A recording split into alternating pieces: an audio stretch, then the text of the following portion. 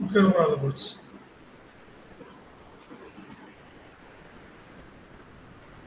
আমি একজনকে দেখতে পাচ্ছি, প্রতীতি দাসকে দেখতে পাচ্ছি ক্লাসে।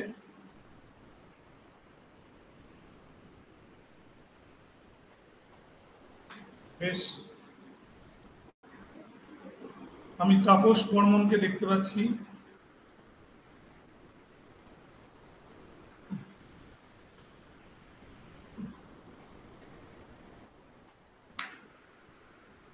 তাপস বর্মন শুনতে পাচ্ছ?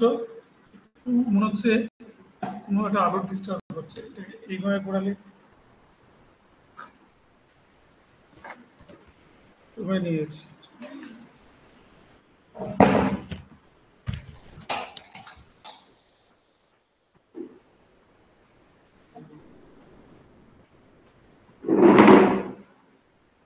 আলোটা আসছে?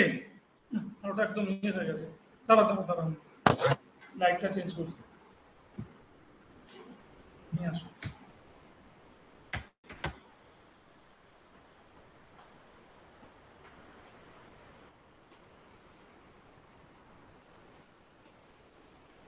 এক সেকেন্ড।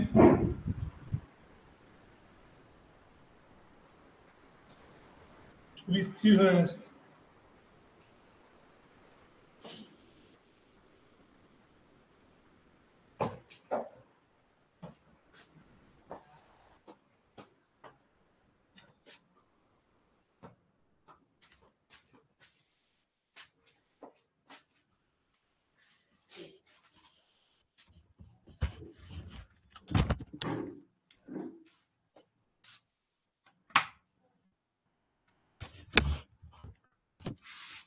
শোনা যাচ্ছে?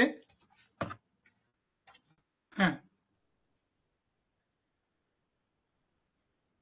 বেশ। আজকে যে 9, 10, 11, 12 এর আমাদের যে সিলেবাসটা রয়েছে সেটা আমি একটু আগে ছোট করে একটু বলে নেবো।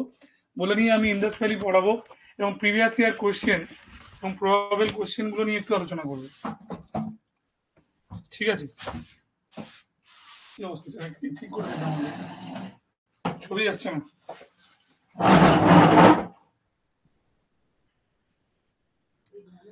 এবার দেখো, যেটা আমি বলতে পেরেছিলাম, তাপস বর্মন একমাত্র ক্লাস করছে এখানে, আর প্রতীতি দাস দুজন। একটু ছবি স্থির হয়ে গেছে এখানে, আমি ঠিক করে নিচ্ছি। হ্যাঁ, যেটা আমার এখানে বলবার রয়েছে, সাউন্ড পরিষ্কার শোনা যাচ্ছে তো? সাউন্ড পরিষ্কার শোনা যাচ্ছে?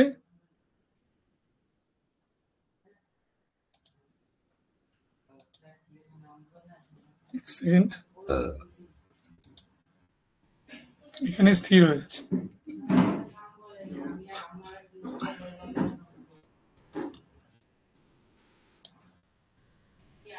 বেশ, এবার দেখো, 9, 10, 11, 12 এর মধ্যে সাবজেক্টের অনেকটাই মিল আছে, তোমরা নিশ্চয়ই জানো। এনশিয়েন্ট আর মিডিয়েভেল আর মডার্নে বেশ খানিকটাই মিল। এবার এক্সট্রা যেটা রয়েছে, সেটা ধরো যখন তোমরা দেখবে মিডিয়েভেল ইন্ডিয়ার ক্ষেত্রে, সেখানে হচ্ছে ওই মনসাবদারি জাগিরদারি ওই পোর্শনটা একটু আলাদা করেছে, বাকিটা ঠিক আছে। আবার যখন মডার্ন পোর্শনে যাবে, মডার্ন পোর্শনে দেখে নেবে যে ওই একটা জায়গায় রয়েছে। কি অবস্থা? ছবি বাচ্চারা দেখো ঠিক করে দেওয়ার জন্য।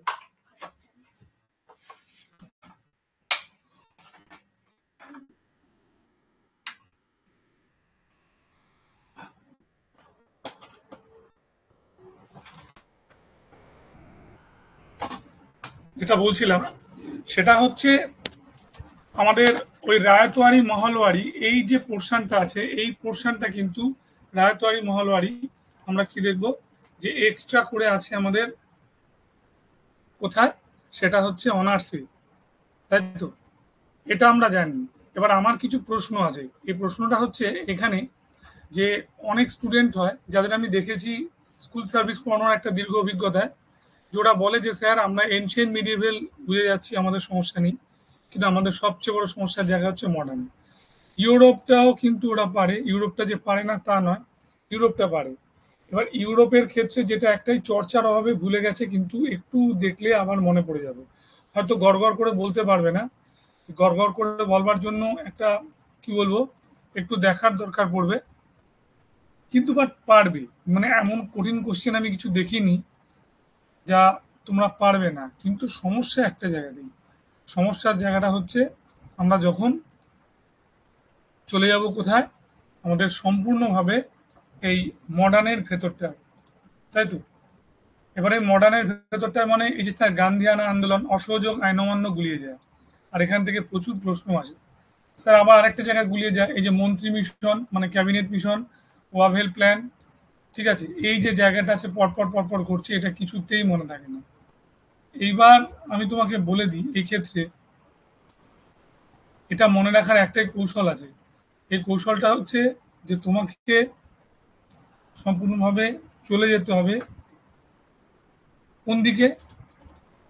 যে জায়গাটা তোমাদের সেফ জোন, মানে যে জায়গাটা সবচেয়ে ভালো পারা যায়, মানে এনশিয়েন্ট মিডিয়েভেল আগে স্ট্রং করে নিতে হবে। মডার্ন কিন্তু শুনলে, মানে যখন আমি আলোচনা করব সেটা ভালো করে শুনবে। ডেটা দেওয়া থাকবে, এক্সট্রা কিছু লিখতে হবে না। মানে সে কালে ভদ্রে হঠাৎ করে একটা পয়েন্ট আমি এক্সট্রা মনে করলাম যে বলছি এটা, যেটা ওখানে নেই, থাকবে, সবই থাকবে। কারণ নোটসটাকে এই কতদিনের মধ্যে যেভাবে সংযোজন বিয়োজন করা হয়েছে, যে এগুলো অতিরিক্ত, এগুলোর দরকার নেই, এগুলোর দরকার আছে, ঠিক আছে? তাতে হতেই পারে আলোচনা করার সময় তো টিচার সবসময় এক্সট্রা কিছু বলে। না,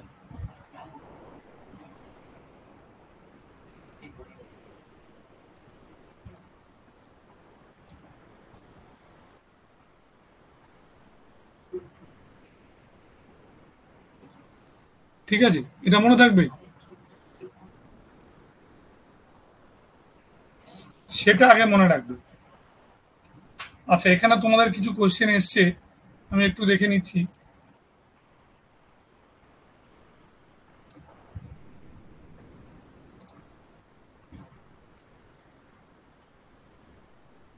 হ্যাঁ, লাইটের অবস্থা একটু এরকম হয়েছে, ভোল্টেজ ডাউন হয়েছে, কারেন্ট চলে গেছিল।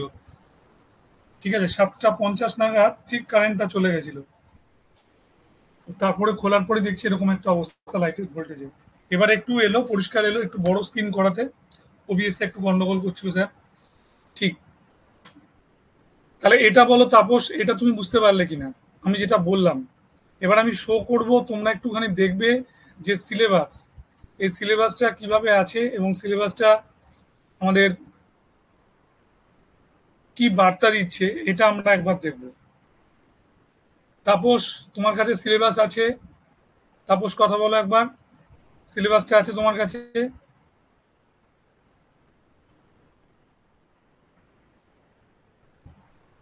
নেই, কোনো সারা শব্দ নেই। আচ্ছা, আমি তাপস তোমাকে বলে দিই, এনশিয়েন্ট ইন্ডিয়ার ক্ষেত্রে সিলেবাস কিন্তু অনেকটা ছোট। তুমি ভাবো, ইন্দাস ভ্যালির পরে তুমি বৈদিক পড়ছো, বৈদিকের পর ষোড়শ মহাজন পদ হয়ে জাস্ট মগধটা একটু টাচ করে বেরিয়ে গেছে, তারপরে ঢুকে যাচ্ছে কোথায়? মৌর্য। মৌর্যের পর তুমি যখন পড়াতে যাচ্ছ, একেবারে পরবর্তী মৌর্য বলে কিছু নেই। তবু আমি মৌর্য পড়ানোর পর একটু শুঙ্গকান্য বলে দেবো, কারণ ওটার সঙ্গে রিলেশন আছে। তারপরে আমি কখনোই সাতবাহন কুষাণ পড়াতে পারবো না, কারণ তারপরে আমাদের রয়েছে গুপ্ত। আর গুপ্ত শেষ হলে হর্ষবর্ধন নেই, একদম ডাইরেক্ট চলে গেছে কোথায়? একদম ডাইরেক্ট চলে গেছে ওখান থেকে আমাদের কি বলবো, পরবর্তী যে চ্যাপ্টার ছিল, মানে পরবর্তী চ্যাপ্টার বলতে যাকে আমরা বলি পাল সেন। এবার এটা তো গেল একটা পলিটিক্যাল হিস্ট্রির ব্যাপার, এখানে যদিও কালচারাল হিস্ট্রি জড়িয়ে আছে। আলাদা করে ধর্মের ইতিহাসে বুদ্ধ আর জৈন, ঠিক। এবার এখানে খুব জটিল জায়গা অনেকেই মনে করে, সেটা হচ্ছে বুদ্ধ আর জৈন, মনে থাকবে? এখানে আমি কাউকেই দেখতে পাচ্ছি না। তাপস বর্মনের পরে যখন আমি পিপুল খুলছি দেখছি আমি ছাড়া আর কেউ নেই, জিরো হয়ে গেছে। এবার আমি একটু সিলেবাসটাকে শো করি, দেখো ভালো করে।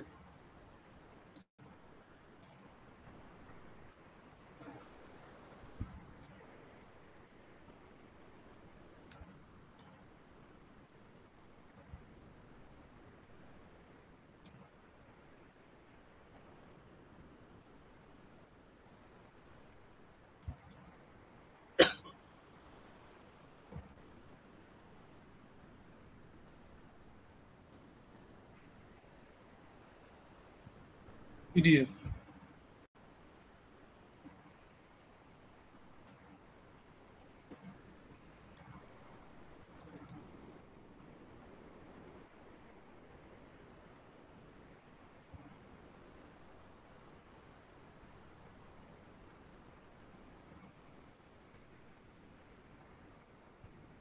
ধরো আমি এখানে একটা চ্যাপ্টার দেখাই তোমাদেরকে।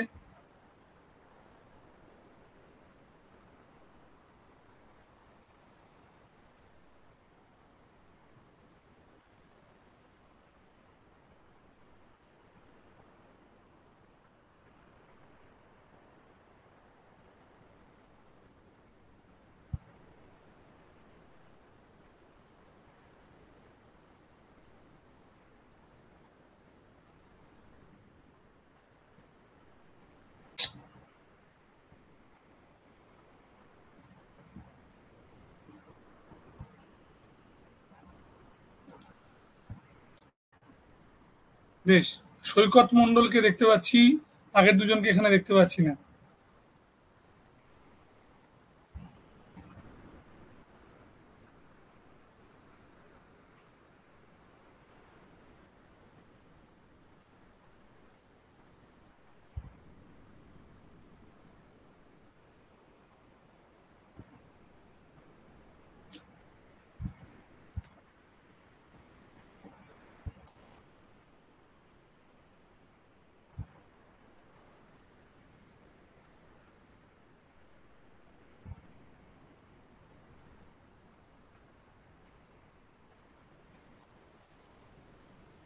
ধরো একটা নোটস তোমায় দেখাই, তুমি বুঝতে পারবে।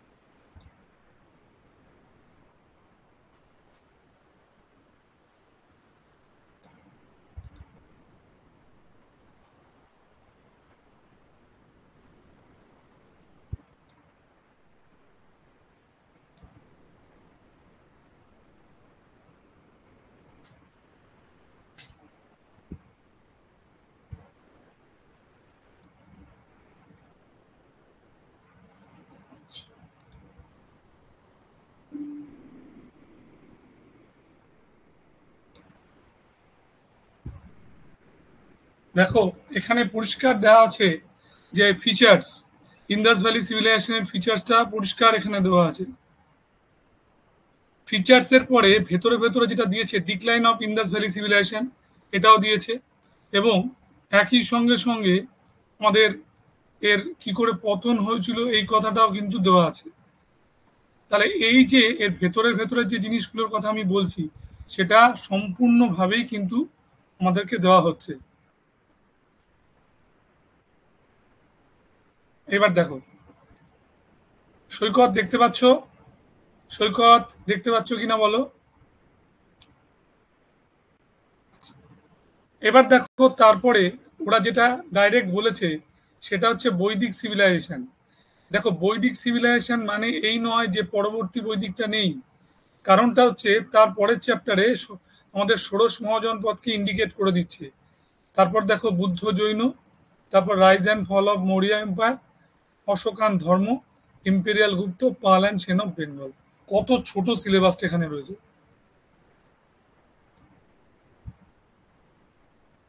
দেখতে পাচ্ছ? বেশ,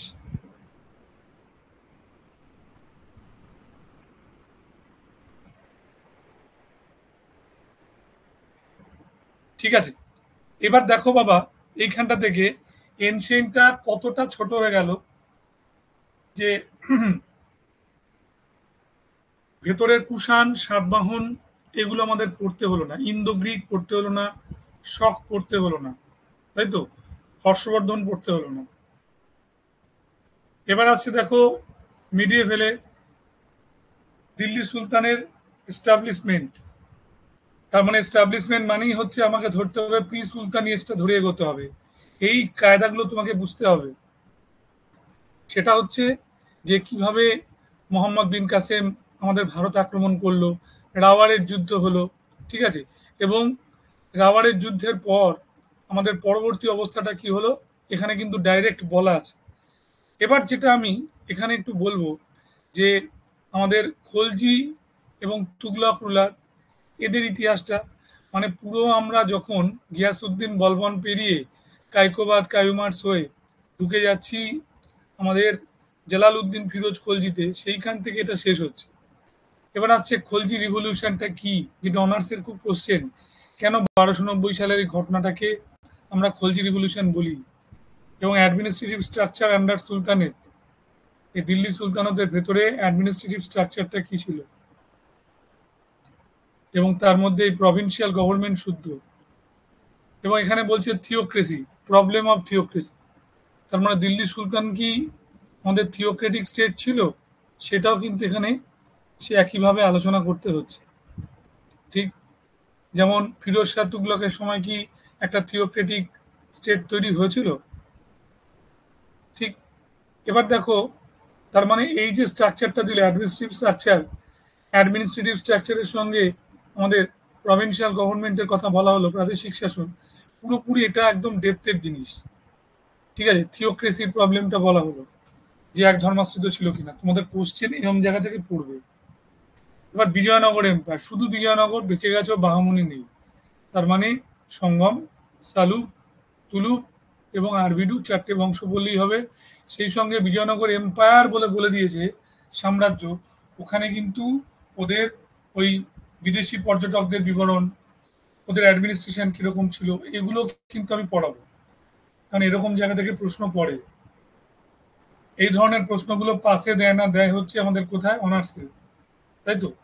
পাসে যেগুলো দেয় পুরো ওই রাজরাজাদের যে ইতিহাসগুলো, যেমন আমুক্ত মাল্যদা, এই গ্রন্থটার মধ্যে বিষয়বস্তু কি ছিল। এবার দেখো ডিসইন্টিগ্রেশন অফ দ্য সুলতানেট। ঠিক আছে? এই ডিসইন্টিগ্রেশন অফ সুলতানেতের মধ্যে আমরা কি দেখতে পেলাম, যে সুলতানি সাম্রাজ্যের পতন হয়ে গেল এবং তারপরে মুঘল সাম্রাজ্যের উত্থান। এই যে উত্থানের কথা আমি বলছি, যেটা বাবর থেকে শুরু হয়ে পুরোপুরি একেবারে আমাদের মোঘল আফগান পর্যন্ত আমাদের একটা সম্পর্ক, মানে যেখানে শেরশাহ সুরিরা ঢুকে যাচ্ছে, সুর ডাইনেস্টি, তার ইতিহাসটা তোমাকে বলতে হবে। ঠিক আছে? এবার আকবর, সুর ডাইনেস্টি বললে শেরশাহের বংশধরদের কিছু কথা তোমাকে কিন্তু জাস্ট ছোট ছোট করে জেনে রাখতে হবে। মনে থাকবে, যেমন সিরহিন্দের যুদ্ধ কে করেছিল, বা দ্বিতীয় পানিপথের যুদ্ধের সময় শেরশাহের কোন বংশধর যুদ্ধটা করেছিল, কিংবা যদি আবার তোমাকে জিজ্ঞেস করা হয় যে এই সুরবংশের কোন কোন সুরবংশের কোন রাজা, ঠিক আছে, কোন শাসক তোমার কি বলবো মিউজিক এবং ড্যান্সে এক্সপার্ট ছিলেন। এবার দেখো আকবর, আকবরের তো অনেক, আকবরের সময় সুবা কটি, ঠিক আছে, আকবরের সময় মনসাবদারি সিস্টেম কিভাবে তৈরি হয়েছিল, জাগিরদারিটা কি এসেছিল, টোডরমল, টোডরমল ব্যবস্থা মানে হচ্ছে জাপ্তি ব্যবস্থা কি, তাই তো, আকবরের নবরত্ন। এবার দেখো স্পেশালি ওরা এমফাসাইজ করলো মনসাবদারি সিস্টেম, আকবরের রিলিজিয়াস পলিসি, তাই তো, মানে হচ্ছে দিন ইলাহি নিয়ে আলোচনা করলো। এবার দেখো ওভারভিউ বলেছে জাহাঙ্গীর শাহজাহান, জাহাঙ্গীর শাহজাহান মানে রাজনৈতিক ইতিহাসটা বলতে হবে। জাহাঙ্গীরের সময় বারো ভূঁইয়াদের দমন, জাহাঙ্গীরের সময় হচ্ছে তোমার স্যার টমাস টোর আগমন কিংবা হকিন্সের আগমন, জাহাঙ্গীরের সময় হচ্ছে আমাদের মোহাম্মদ খায়ের বিদ্রোহ, জাহাঙ্গীরের সময় কান্দার হারিয়ে যাওয়া, তাই তো, আর্টের একটা যে গোল্ডেন এরা শুরু হয়েছিল জাহাঙ্গীরের সময় বলতে হবে, নূরজাহান চক্র বা নূরজাহান জুনটা, জাহাঙ্গীরের, এখানে অবশ্যই তোমাকে বলতে হবে। শাহজাহান থেকে ঔরঙ্গজেব, এই যে ফেজটা আছে, এইখানের ফেজে তোমাদের সবচেয়ে বেশি ইম্পর্টেন্ট যেটা, সেটা হচ্ছে ঔরঙ্গজেবের দাক্ষিণাত্য নীতি আর তার রিলিজিয়াস পলিসি। ঠিক এই জায়গা থেকে প্রশ্ন পড়লে তুমি সহজ, তুমি করে ফেলতে পারবে। কিন্তু আমি দেখেছি বিগত বছর, বিশেষ করে 2016 বা তার আগের কিছু বছরের যে কোশ্চেন, সেখানে সরাসরি কোশ্চেনগুলো করে যাচ্ছে যে জাট বিদ্রোহের নেতা কে ছিল, বুন্দেলা বিদ্রোহের নেতা কে ছিল, আমাদের আফ্রিদি বিদ্রোহের নেতা কে ছিল, রাজপুত বিদ্রোহের নেতা কে ছিল, ইউসুফজাই বিদ্রোহের নেতা কে ছিল, তারপরে উইথ সাল, যেমন হচ্ছে এই যে বলছে কোন সময় থেকে কোন সময় পর্যন্ত জাট বিদ্রোহ হয়েছিল, শিখ বিদ্রোহ কোন সময় থেকে কোন সময় পর্যন্ত হয়েছিল, খেয়াল রাখতে হবে। এবং ঔরঙ্গজেবের সময় আরো একটা ব্যাপার আছে, শুধু তো বিদ্রোহের উপর কোশ্চেন নয়, সেটা কি, সেটা হচ্ছে আমাদের বিজাপুর আর গোলকুন্ডা জয়, তাই তো?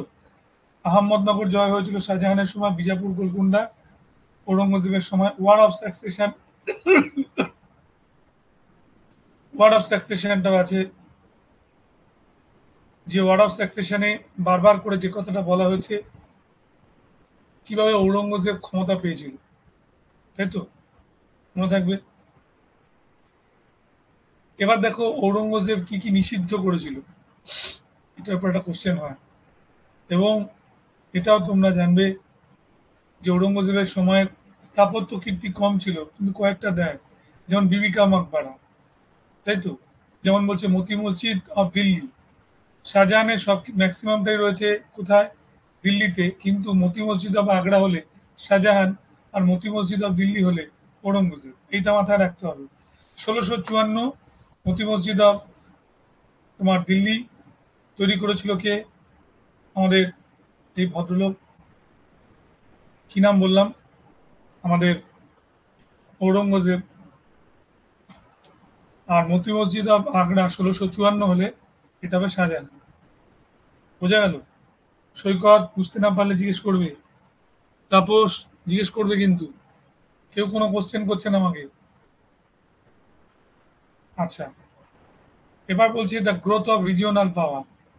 গ্রোথ অফ রিজিওনাল পাওয়ারের মধ্যে আছে বেঙ্গল, আওয়াধ, হায়দ্রাবাদ, এটা একটা বড় জায়গা। তাহলে রিজিওনাল পাওয়ারের মধ্যে আমরা বেঙ্গল, আওয়াধ, হায়দ্রাবাদকে পাচ্ছি। এবং এই বেঙ্গল, আওয়াধ, হায়দ্রাবাদের একটা বড় ব্যাপার আছে, ঠিক আছে? সেটা কি?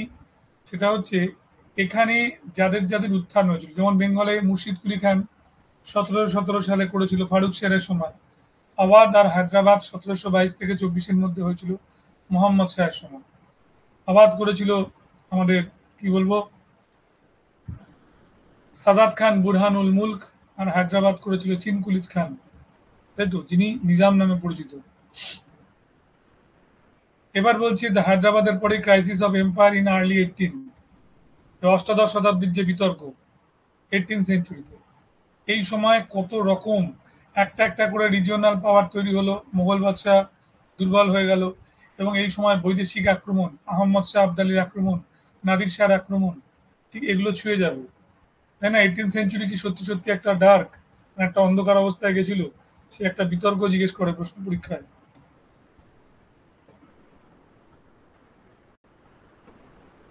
এরপর দেখো 18th সেঞ্চুরিতে ঢুকে যাওয়া মানেই আমাদের আস্তে আস্তে এই রিজিওনাল পাওয়ারের অনেকগুলো জায়গাকে ছুটছে, যেমন সিরাজদৌল্লা, তাই তো? Causes of the conflict between Sirajuddaulah, সিরাজদৌল্লার সঙ্গে ইংরেজদের বিরোধের কারণ কি ছিল, এবং সেই সূত্র ধরে মীর কাসিমের আগমন বা মির্জাফরের আগমন, সেই নবাবদের কার্যাবলী কি ছিল, বা ইংরেজদের সঙ্গে তাদের রিলেশনটা কি ছিল, এটাও কিন্তু তোমাকে বিশ্লেষণ করতে হবে।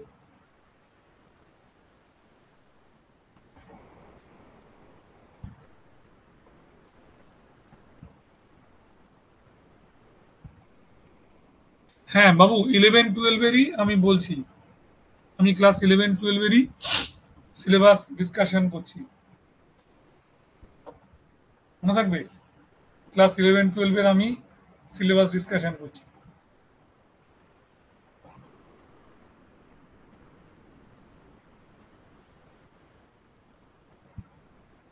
বলো, কোনো কারো প্রশ্ন থাকলে আমাকে বলো, আমি যা যা জিজ্ঞেস করলাম। যেমন ধরো আমি এই জায়গাটা আমি আরেকবার রিপিট করছি, এটা অনেকেই বুঝতে পারে না। স্যার কি করবো যেখানে বেঙ্গল আবাদ হায়দ্রাবাদ, বেঙ্গল আবাদ হায়দ্রাবাদ যখন আপনি বলেছেন, আবাদ আর হায়দ্রাবাদটা আমি ডিটেল দেবো, তোমাদের কোনো চিন্তা নেই, আমি দেখিয়ে দিচ্ছি কিরকম যে আবাদ কিভাবে তৈরি হয়েছিল, আবাদের সঙ্গে তোমার শেষ পর্যন্ত কি সম্পর্ক দাঁড়িয়েছিল মুঘল সম্রাটের, বা আবাদ আমাদের কিভাবে নিজেদের অস্তিত্ব বজায় রেখেছিল, এবং আবাদ 1700 আমাদের কত বলে 48 48 সালে যখন ডক্ট্রিন অফ ল্যাপস, আর তারপরে হচ্ছে এই কুশাসনের অজুহাতে রাজ্যগ্রাস, ঠিক আছে, প্রিটেক্সট অফ ম্যাল অ্যাডমিনিস্ট্রেশনের ব্যাপারটা যখন আসে তখন হারিয়ে যায়, কে হারিয়ে যায়, হারিয়ে যায় হচ্ছে আমাদের এই অযোধ্যা, মনে থাকবে। আর হায়দ্রাবাদ পড়তে গেলে তুমি ভালো করে যেটা মনে রাখবে, সেখানে হচ্ছে নিজামের গতিবিধি, নিজাম তোমাকে ভালো করে জানতে হবে। এবার নিজামের গতিবিধি মানে জাস্ট এসেনশিয়াল কি কিভাবে ও নিজেকে ইন্ডিপেন্ডেন্ট করেছিল, কি কাজ করেছিল, ছোটর মধ্যে পড়বে, তারপরে তোমাকে ঢুকতে হবে। হ্যাঁ হবে তো, সৈকত 9-10 ক্লাস হবে, কেন তুমি ভাবছো? এখানে আমি বলে দিচ্ছি 11-12 আগে জিনিসটা যেটা কমন আছে সেটা কমন ফ্যাক্টরটা বলে দিচ্ছি, 9-10টা আমি বলে দেবো, কোনো চিন্তা নেই, কোনো অসুবিধা নেই। এখানে যা আছে, যা আলোচনা করলাম, তার 5% বাদ দিলে পুরোটাই আছে তোমাদের ইয়েতে, ক্লাস 9-10-এ। ঠিক আছে? আচ্ছা, এখানে কেউ 11-12 আছে কিনা আগে বলো, তাহলে আমি 11-12 আলোচনা করবো, নচেত করবো না। মানে 11-12 যতটুকু আছে এক্সট্রাটা।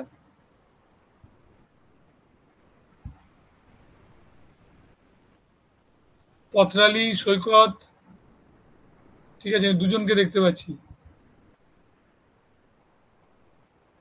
পথরালি, সৈকত শুনছো? আমি অনার্সের কোশ্চেনটা এই জন্যই দেখাচ্ছিলাম যে তোমাদের সুবিধা হবে, কোনটা বাদ আছে বুঝতে পারবে। এবার দেখো এখান থেকে তোমাদের আস্তে আস্তে চলে যেতে হবে কোন জায়গাটায়, মীর কাসিম প্রাইভেট ট্রেড, তাই তো, ব্যক্তিগত ব্যবসা, ইস্ট ইন্ডিয়া কোম্পানির সঙ্গে ওদের বিরোধ। বেশ বেশ, ঠিক আছে, আমি 12টা আর বলছি না, আমি বলে রাখছি এই জন্য যদি কেউ পরে জয়েন করে রেকর্ডিংটা থাকলে ও দেখে নিতে পারবে, তাই তো। কারণ তো বারবার করে অন্য ক্লাসে হয়তো এটা বলা সম্ভব হবে না, কারণ পড়ানোর ফ্লোরতে থাকবো, সেই জন্য বলে দিচ্ছি এখানে। আচ্ছা, কলোনিয়াল ইকোনমি এই যে জায়গাটা আছে এটা তোমার অনার্সে বেশি করে আছে, পাশে সেই জায়গাটা অনেক কম আছে, ঠিক আছে, মনে থাকবে এটা। এবং এক্ষেত্রে আমি আরেকটা কথা বলে রাখি, সেটা হচ্ছে আমাদের অনার্সের ক্ষেত্রে ইউরোপের ইতিহাসটাই অনেকটাই বেশি, যেটা পাশে প্রথম বিশ্বযুদ্ধ গিয়ে শেষ, সেটা অনার্সে কিন্তু অনেকটাই বেশি আছে,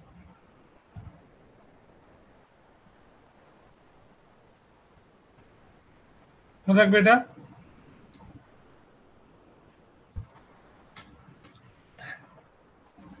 দেখো, drain of wealth, land revenue system, deindustrialisation, এটা বেশিরভাগ ক্ষেত্রেই তোমাকে আমি বলে দিচ্ছি, এটা জোর দেবে হচ্ছে আমাদের কিসের ক্ষেত্রে, আমাদের অনার্সের ক্ষেত্রে।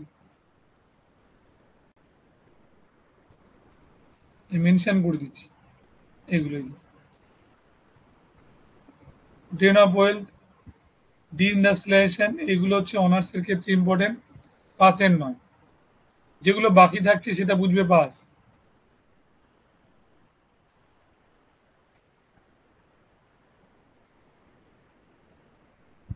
ঠিক আছে।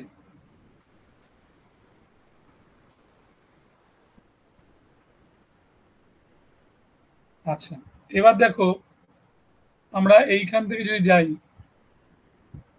Limited development of modern industries, তাই তো, ড্রেন অফ ওয়েলথ হওয়ার পরে ডিইন্ডাস্ট্রিয়ালাইজেশন যখন হলো, সেখানে একটা চ্যাপ্টার ঢুকছে limited development of modern industries, এটা আবার তোমাদের নেই, ঠিক আছে, এটা অনার্সের আছে, এই limited development of modern industries.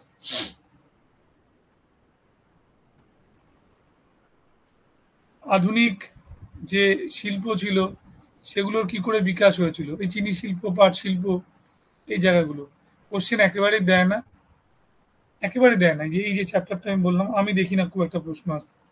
খালি এটাই জিজ্ঞেস করে যে এই তোমার এই না 9-10 এর ড্রেন অফ ওয়েলথ আমি জাস্ট একটু ছোঁয়াবো, কিন্তু ডিইন্ডাস্ট্রিয়ালাইজেশন পড়াবো না। নেই, আমি তোমাদের পাশের সিলেবাস দেখিয়ে দিচ্ছি। দাঁড়াও, এটা খুব ভালো প্রয়াস নিয়েছিলাম আমি।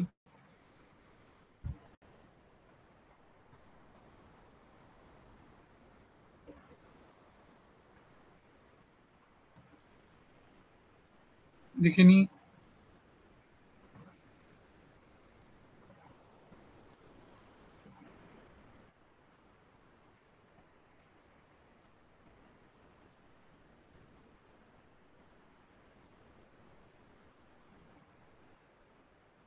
এটা পুরো অনার্সেই আছে। আমি একটা পাস নামিয়ে দিই, দেখে না।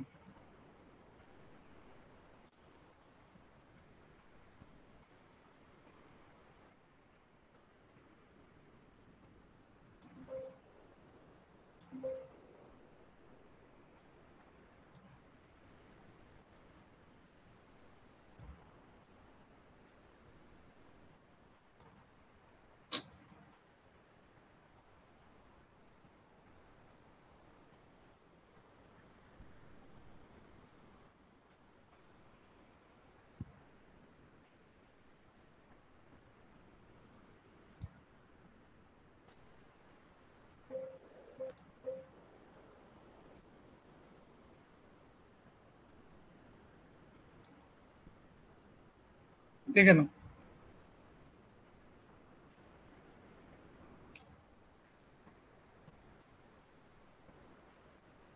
9-10।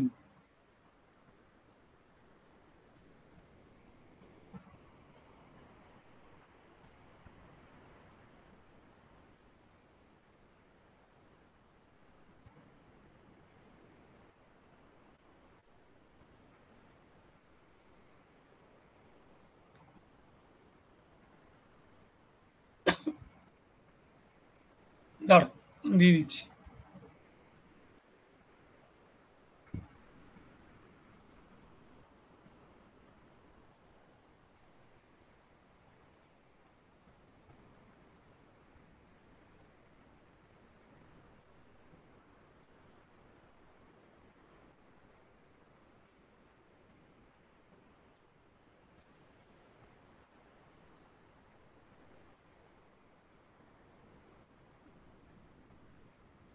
ক্লাস 9-10 দেখো।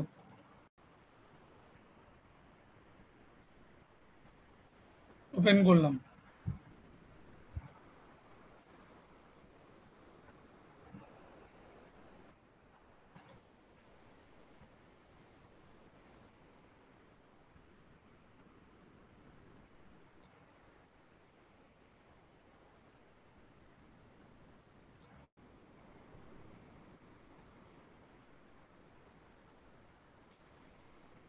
এবার দেখো, এই যে ক্লাস 9-10 এর সিলেবাসটায় কতখানি কম তুমি একটুখানি দেখে নাও।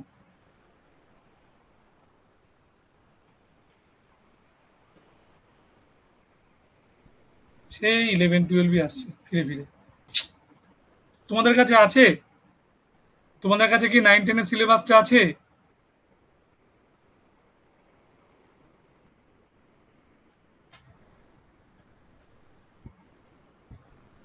সেখানে মনে রাখবে এই জায়গাটা নেই। এটা খালি মাথায় ঢুকিয়ে নাও। এই যে ইউরোপের নেই স্যার। খুব সুন্দর, খুব খুব খুশি হচ্ছি গো তোমাদের কথা শুনে। এই যে ভিয়েনা কংগ্রেস, ইউরোপিয়ান ইম্পেরিয়ালিজম, এটার পরে যখন তুমি যাচ্ছ, এই পার্টটা নেই। ফার্স্ট ওয়ার্ল্ড ওয়ার হয়ে গেল, তারপর আর নেই। ঠিক আছে? ওয়েল পলিটিক হয়ে আমাদের এই যে পিস সেটেলমেন্ট হয়ে গেল, এই পর্যন্ত হচ্ছে আমাদের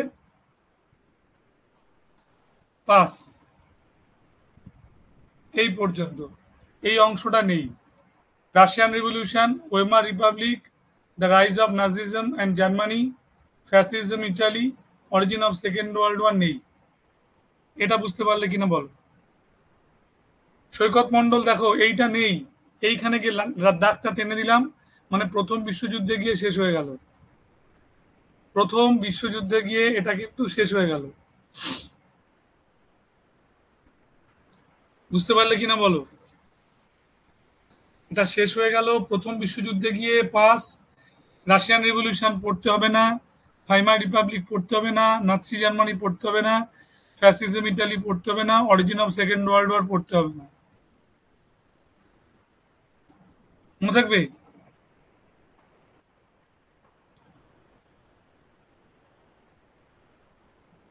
এবার তোমরা তোমাদের প্রশ্ন করো আমাকে।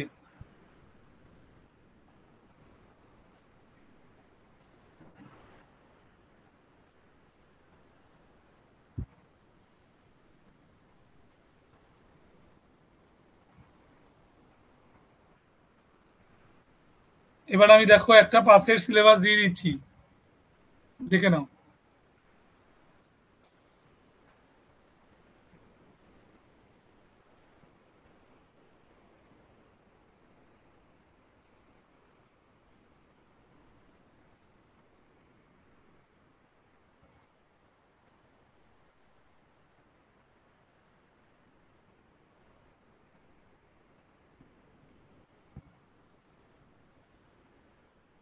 ক্লাস 11-12।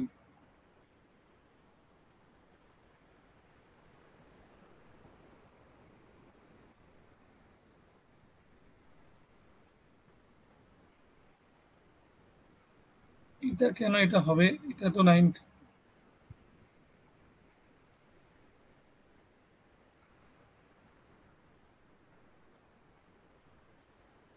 দাঁড়াও,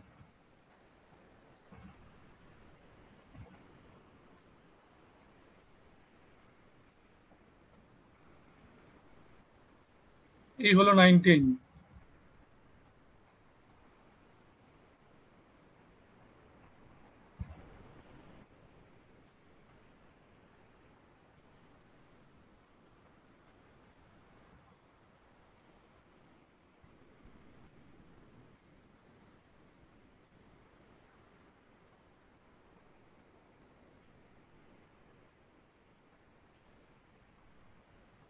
দেখে নাও একবার ভালো করে।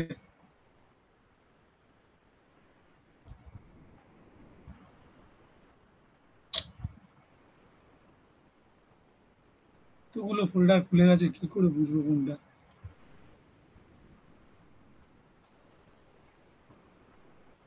দেখে নাও কি কি কমছে, দেখে নাও। প্রাচীন ভারত যা ছিল তাই থাকলো, পাশে কমে গেল যেটা অ্যাডমিনিস্ট্রেশন স্ট্রাকচার আন্ডার দ্য সুলতান। তারপরে থিওক্রেটিক ব্যাপারটা নেই, থিওক্রেটিক ব্যাপারটা নেই। এখানে বিজয়নগর এম্পায়ার ঢুকে গেল। আবার এখানে দেখো মুঘলের মধ্যে জাগিরদারি সিস্টেম বা মনসবদারি সিস্টেম থাকলো না। ঠিক আছে? এবার ঔরঙ্গজেব, মারাঠা, শিবাজি একই রকম থাকলো। শিবাজিটা কমন আছে, ঠিক। ঔরঙ্গজেবের যা বললাম, মুঘল এম্পায়ার এটাও রয়েছে। ব্যাটেল অফ পলাশি, বক্সার, ঠিক আছে, দিওয়ানি সবই এক রয়েছে। মাইশোর, বেঙ্গল ব্রিটিশ এক্সপ্যানশন আছে। থাকলো না কি এখানে ডিইন্ডাস্ট্রিয়ালাইজেশন, আর মানে অবশিল্পায়ন, আর সম্পদের নিষ্ক্রমণ মানে ড্রেন অফ ওয়েলথ থাকলো না। ডক্ট্রিন অফ ল্যাপস থাকলো। এবং এইখানে এটাও দেখো, বিদ্রোহের ক্ষেত্রে ওয়াহাবি, ফরাজি মুভমেন্ট, সাঁওতাল বিদ্রোহ ফিক্সড। 1857 সালের মহাবিদ্রোহ থাকলো।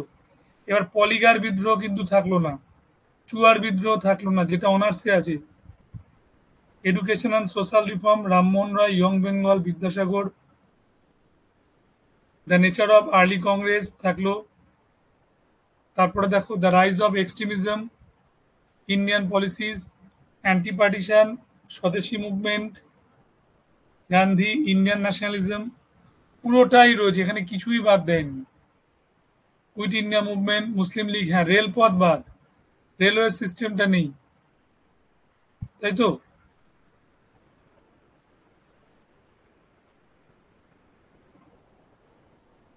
এবং এটাও লক্ষ্য করে দেখো, এই যে জায়গাটা বলছে তোমাদের ইন্ডাস্ট্রি ইন্ডাস্ট্রি কিছু নেই কিন্তু এখানে। পাসের সিলেবাসটা অনেক কম। রামমোহন রায়, ইয়ং বেঙ্গল, বিদ্যাসাগর এগুলো রয়েছে। সোশ্যাল রিফর্মে 1857 রিভল্ট রয়েছে। ঠিক আছে? তারপরে প্রথম দিকের যে সভা সমিতিগুলো তৈরি হয়েছিল কংগ্রেসের আগে, তারপরে কংগ্রেসের ফাউন্ডেশন, আর্লি কংগ্রেস রয়েছে। Rise of extremism in Indian policies এটা রয়েছে। Anti partition and swadeshi movement রয়েছে। গান্ধিয়ান ইন্ডিয়ান ন্যাশনালিজম রয়েছে। নন কোঅপারেশন মুভমেন্ট রয়েছে। ঠিক আছে? সিভিল ডিসোবিডিয়েন্স, কুইট ইন্ডিয়া, মুসলিম লীগ এগুলো সব রয়েছে। ঠিক আছে? এবারে আমরা এখান থেকে যেটা চলে যাব যে ফ্রেঞ্চ রিভলিউশন, যেটা আমাদের ইউরোপের ইতিহাস, এটা পুরনো সিলেবাস, মানে 2016 সিলেবাস একদমই। তুমি এটা নিয়ে নাও, এটা আমরা দিয়ে দিচ্ছি, আমি একে বাসুদেব স্যারকে আমি দিয়ে দিচ্ছি, ওটা চলে যাবে। ঠিক আছে? এবার দেখো যে ফ্রেঞ্চ রিভলিউশন 1789 সালের রেন অফ টেরর, এগুলো আমাদের ভীষণ রকমভাবেই কি বলবো কার্যকরী হয়েছিল।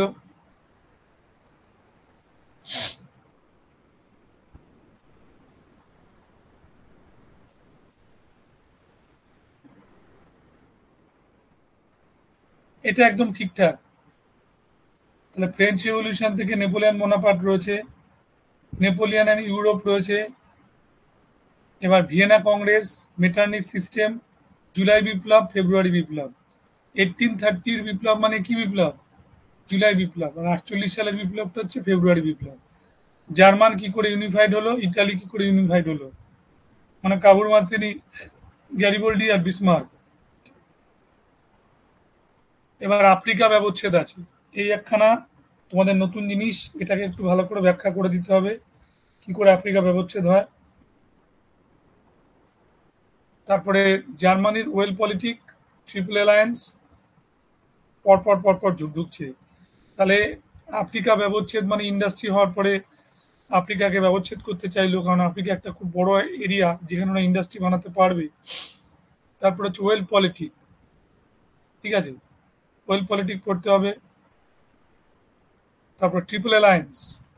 ট্রিপল অ্যালায়েন্স মানে এক কথায় যাকে বলে ত্রিশক্তি চুক্তি, ত্রিশক্তি মৈত্রী।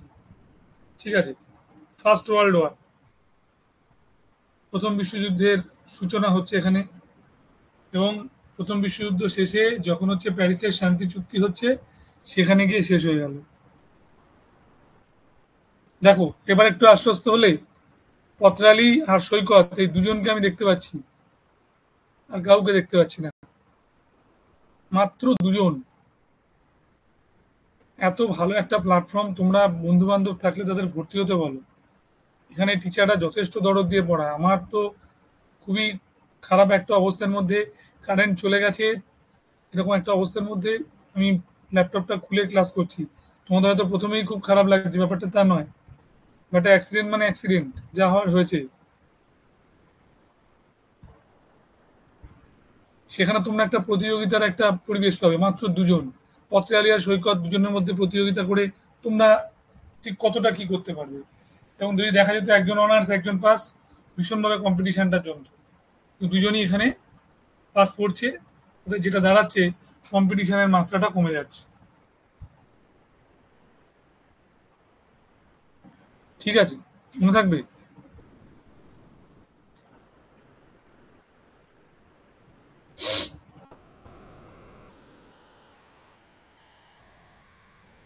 সৈকত তুমি কোথায় থাকো আগে বলো। সৈকত তুমি কোথায় থাকো বলো।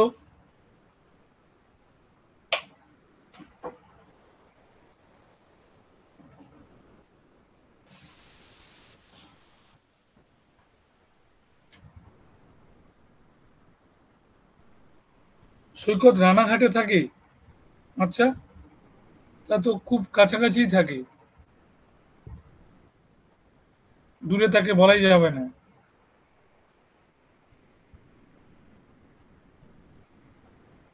বেশ। তারপরে কি আছে বলো? সৈকত বলল, পত্রালী তুমি কোথায় থাকো? জিজ্ঞেস করছি কেন? দেখো, ইতিহাসটা তোমাদের বুঝতে একটা জিনিস সুবিধা হবে, জায়গা বা অঞ্চলের উপরে। প্রথমে আমি সৈকতকে জিজ্ঞেস করব, রানাঘাট অঞ্চলে কোন বিদ্রোহের আঁচ এসে পৌঁছেছিল? আর পত্রালীর বাড়ি বলো কোথায়?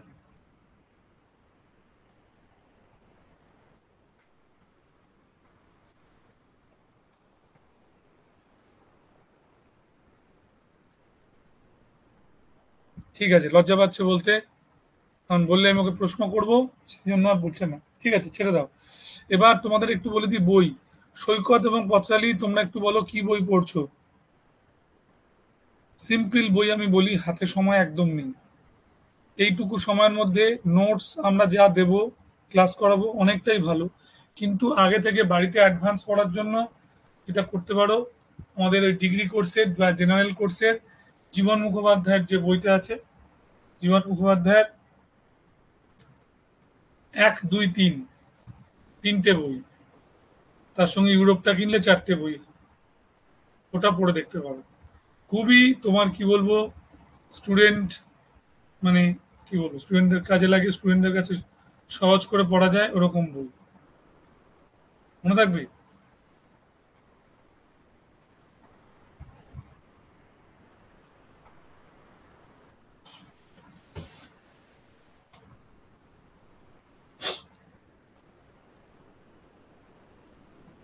এবার আমি তোমাদের একটু বলি, ইউরোপের ইতিহাস কি তোমরা পড়েছো? কোনো শব্দই কেউ বলছে না।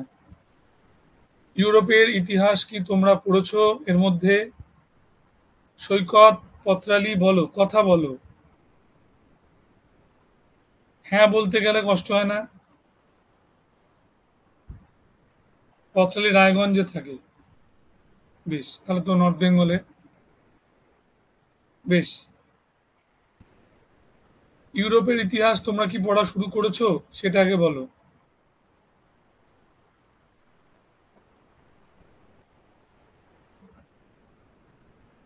সৈকত, রাজু শেঠের যে বইটা, সে বইটা হচ্ছে ডাব্লিউবিসিএস ওরিয়েন্টেড বই। ও বইটা ডাব্লিউবিসিএস ওরিয়েন্টেড বই। বুঝলে কি বললাম? এটা ডাব্লিউবিসিএস ওরিয়েন্টেড বই। যেখানে অ্যানালিসিসের ব্যাপার আছে, সেখানে নেই।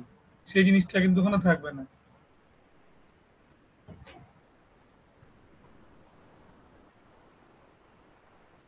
বেশ।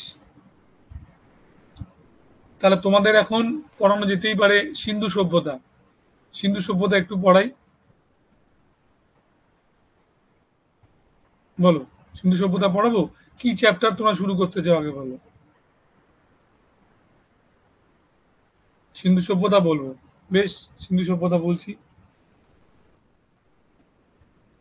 ভীষণ ভালো বই, জীবন মুখোপাধ্যায় আগে পড়ো, সিম্পল ভাবে জিনিসটা দেওয়া আছে।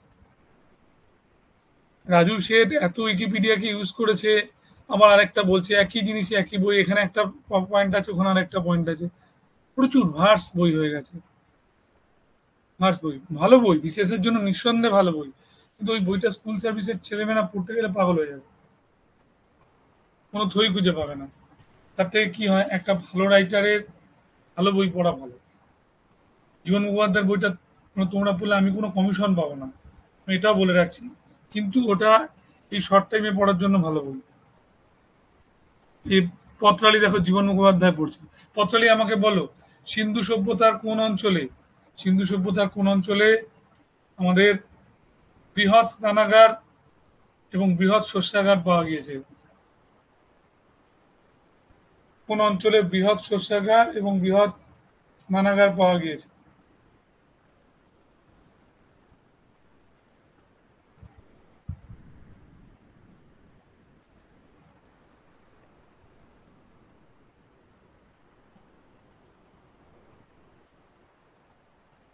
কি হবে এটা? কোথায় বৃহৎ স্নানাগার আর বৃহৎ শস্যাগার পাওয়া গিয়েছে?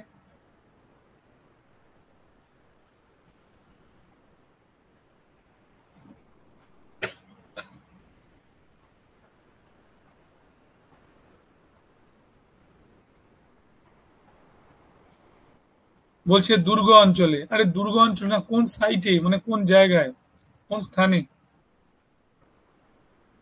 সৈকত মন্ডল বলছে মহেঞ্জোদড়ো। ঠিক। এবার বলো তো পত্রালী সৈকত কি ঠিক বলছে? সৈকত ঠিক বলছে কি?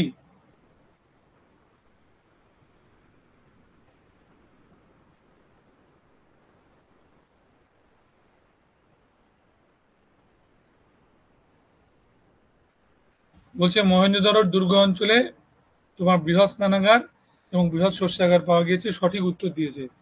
যদি বলা হয় সিন্ধু অঞ্চলের সর্ববৃহৎ অট্টালিকা কোনটি? সর্ববৃহৎ অট্টালিকা কোনটি? সিন্ধু অঞ্চলের সর্ববৃহৎ অট্টালিকা কোনটি?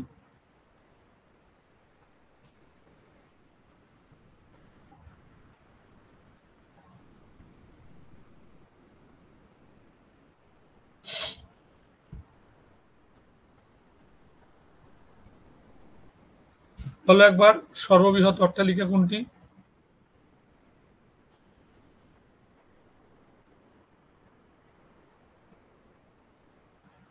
বলতে পারো? সৈকত বলো, সর্ববৃহৎ অট্টালিকা কোনটি সিন্ধু সভ্যতায়?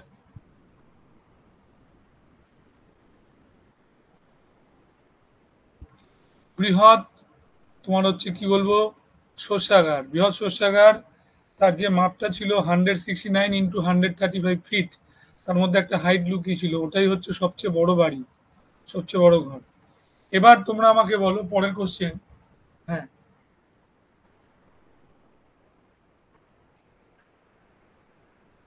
কি শস্যাগারটা কি হবে? শস্যাগারই তো, শস্যাগারের কথা তো বললাম, বৃহৎ শস্যাগার।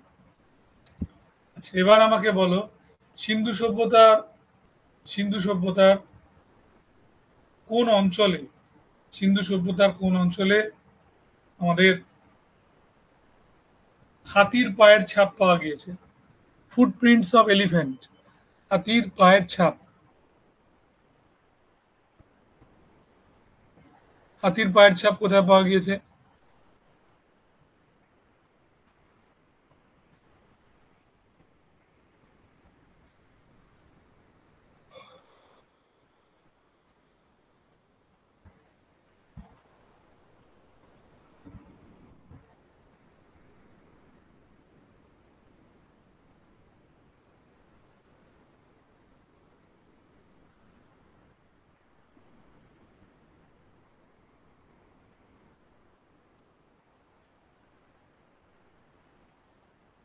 বুঝতে পারো?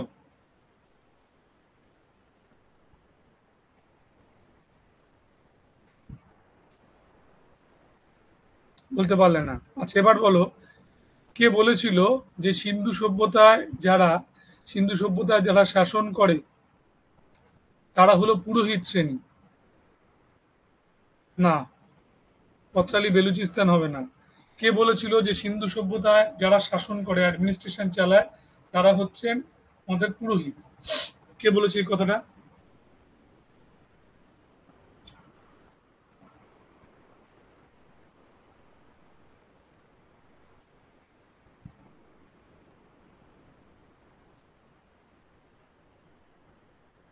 বলতে পারো কে বলেছিল?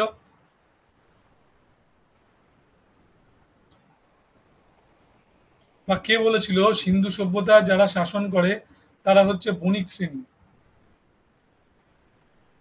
না, দুজনেই ভুল উত্তর দিয়েছে, দায়িত্ব নিয়ে ভুল উত্তর দিয়েছে। আচ্ছা যদি বলা হয় সিন্ধু সভ্যতার প্রারম্ভিক পর্ব, মানে প্রাক হরপ্পা সভ্যতার সময়সীমা কোন সময়টাকে নির্ধারণ করা? প্রাক হরপ্পা সভ্যতার সময়সীমা কোন সময়টাকে নির্ধারণ করা হয়?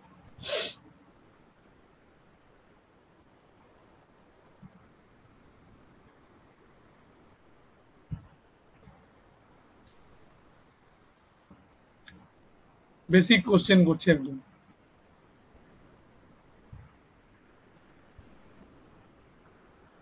আচ্ছা সিন্ধু সভ্যতার মানে একেবারে শেষ পর্যায়ের একটা সাইটের নাম বলো তো, যখন সিন্ধু সভ্যতা একেবারে অন্তিম পর্যায়ের একটা সাইটের নাম।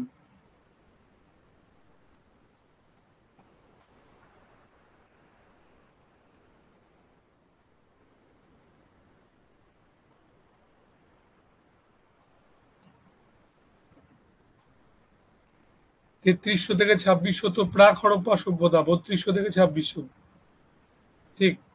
কিন্তু আমার প্রশ্নটা সেটা ছিল না।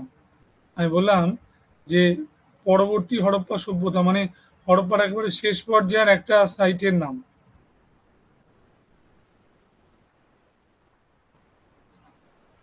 নেক্সট প্রশ্ন, যেটা এনসিইআরটির মত অনুযায়ী সিন্ধু সভ্যতা উত্তর দক্ষিণ পূর্ব পশ্চিমের যে সীমানাটা, তাই তো, সেই সীমানাটা কত কিলোমিটার পর্যন্ত বিস্তৃত? উত্তর দক্ষিণ পূর্ব পশ্চিম অনুযায়ী কতটা সীমা পর্যন্ত বিস্তৃত?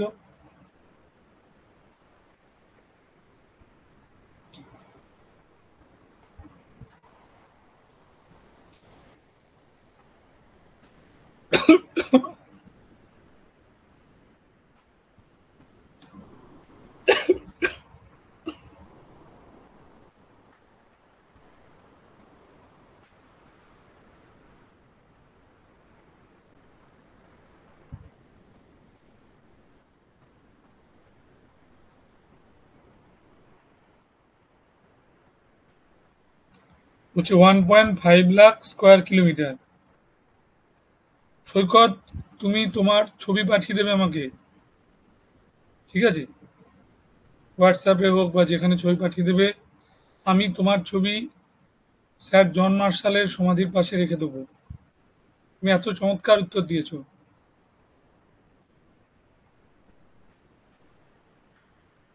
পত্রালি কিন্তু কাছাকাছি গেছে, অনেকটাই কাছাকাছি গেছে। 12,99,000, 12,99,000 600 স্কোয়ার কিলোমিটার। আর এখন যেটা সৈকত বলছে এটা হচ্ছে এখন 2025-এ বলছে 15 লক্ষ বর্গ কিলোমিটার এখন হয়েছে। আচ্ছা, সিন্ধু সভ্যতার ধ্বংসের যে কারণগুলি ছিল, সিন্ধু সভ্যতার ধ্বংসের কারণের মধ্যে কোন কারণটা রিজেক্টেড হয়েছে আর মানা হয় না? সিন্ধু সভ্যতার পতনের কারণে কোন কারণটা রিজেক্ট হয়েছে আর মানা হয় না?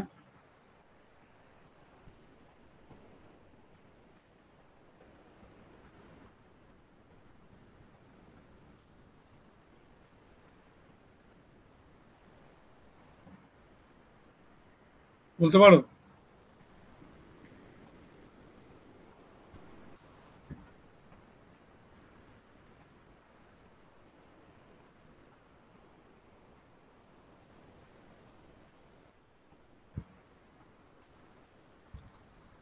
তুমি বলতে পারো ইয়ে আমাদের পত্রালি?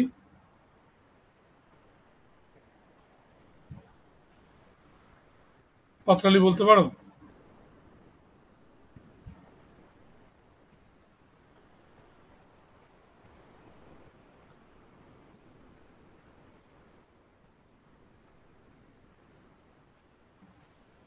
বেশ, পত্রালি বলতে পারছে না।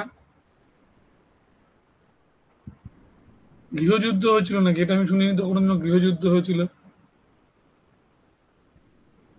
কিছু গুন্ডা শ্রেণীর লোকের আবির্ভাব হয়েছিল যারা তোমার কি করেছিল, একটা গণহত্যা করেছিল, মাস কিলিং করেছিল, এরকম একটা তথ্য আছে, তাই তো? ভায়োলেন্ট ডেথ, যেটা মহেঞ্জোদারোতে পাওয়া গেছিল একটার পর একটা সজ্জিত কঙ্কাল।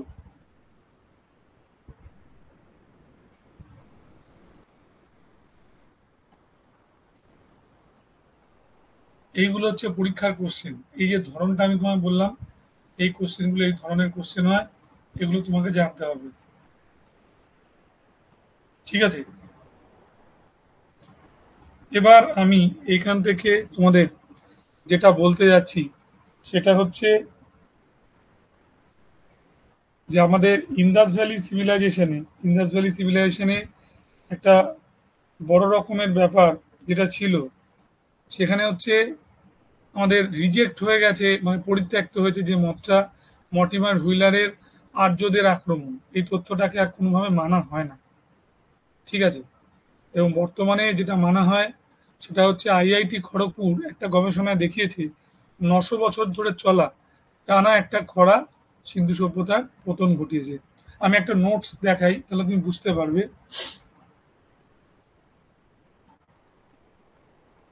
তোমরা আমাকে ছবিতে দেখতে পাচ্ছ? ছবিতে কি দেখতে পাচ্ছ?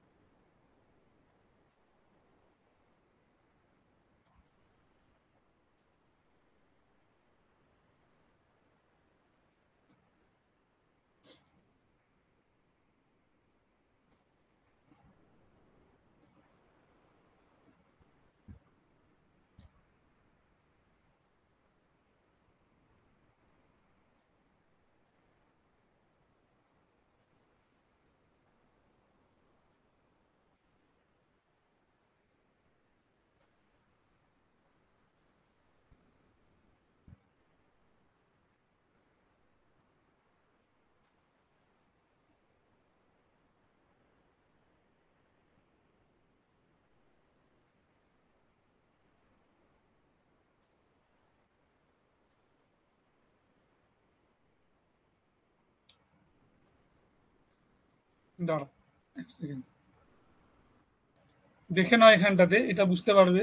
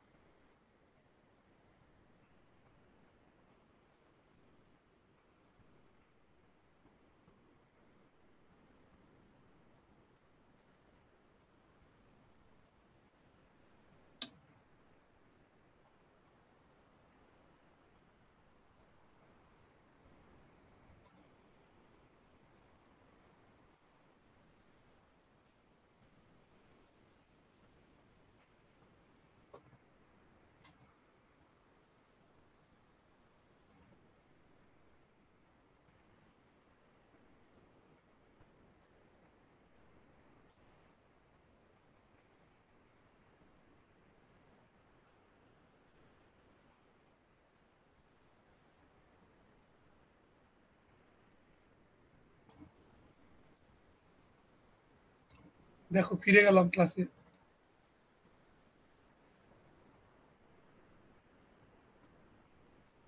হ্যাঁ, এবার দেখো, এবার বুঝতে পারবে।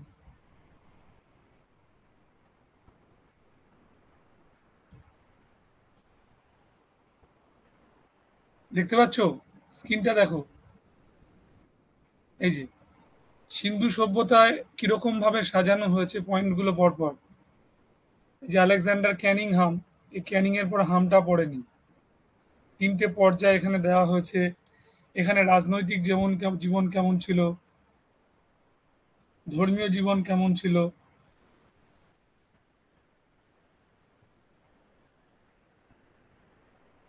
এইভাবে দেখেন। ধর্মীয় জীবন কিরকম ছিল ওদের, ঠিক আছে? কে আবিষ্কার করেন কি কি, ঠিক আছে? বাণিজ্য, মিলুহা বলে সম্বোধন করা হতো। সামাজিক জীবন, শিলমোহর, গুরুত্বপূর্ণ কেন্দ্র, এটা যেমন হড়প্পা হবে। হড়প্পা, এই যে হড়প্পাটা ছোট হয়ে গেছে একটু। মহেঞ্জোদড়ো, লোথাল, ধোলাভিরা, রাখিগাড়ি, কালীবঙ্গান জানহুদড়ো, কোট দিজি। কোট জিজি হয়ে গেছে, এটা কোট দিজি হবে। এটা রোপার। মনে থাকবে? এগুলো আমি সব ঠিক করে দেবো, তোমাদের কোনো চিন্তা নেই। রংপুর, বনওয়ালি, আমরি, মেহেরগড়, যা জানতে চাইছো সবই থাকছে এখানে। এবং এখানে ধ্বংসের কারণ, এই খড়গপুর আইআইটি বললো 900 বছর ধরে চলা খরা, এখানে বলে দিল। এটা ড্যালেস হবে, জ্যালেস হয়ে গেছে, এগুলো সব ঠিক করে দেবো আমি যাওয়ার সময়। দেখতে পেলে? নোটস দেখতে পেলে যেগুলো দেখালাম? স্যার, গৃহযুদ্ধ কথা আমি বুকে পড়েছিলাম। হ্যাঁ, ওটাকে বলে হচ্ছে অন্তর্ঘাত, তাই তো?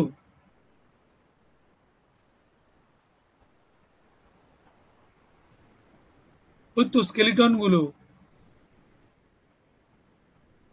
খনন কার্যের ফলে যে বা মহেঞ্জোদারোতে একসঙ্গে বেশ কয়েকটা মানে মানে স্কেলিটন একের উপর এক ঘেঁটে পাওয়া গেছিল। সেটা দেখে ওটা বোঝা যায় যে ওটা কি হয়েছিল, আমাদের ধ্বংসের কারণটা ছিল মেইনলি হচ্ছে ওই পয়েন্ট। মানে ওটাকে আর ধরা হয় না। মানে এটা গৃহযুদ্ধ নয়, তো গৃহযুদ্ধ প্রমাণিত হয়নি। এটা হচ্ছে গুন্ডা বা ডাকাত শ্রেণীর কিছু লোকেরা ওখানে লোকগুলোকে মেরে দিয়ে চলে গেছিল।